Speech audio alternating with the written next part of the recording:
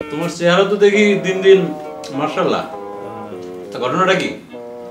কি যে বলেন বস, আপনার শালীর কাছে ছেঁকা খেয়ে তো কাজ কাম সব ছেড়ে দিছিলাম।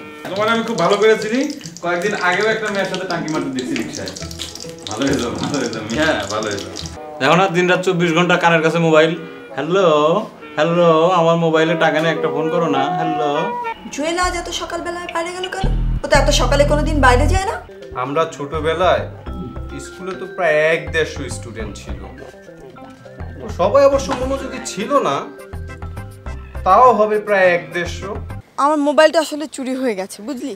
যে ছেলেটা চুরি করেছে ওর নাম সাগর, আমরা ওকে খুব ভালো করে চিনি। তোমার হুজুর কি চোর ধরে নিয়ে আসবে? আরে চোর ধরতে না পারুক, কে চুরি করছে সেটা তো বলতে পারবে। একটা দামি মোবাইল চুরি হয়ে গেছে।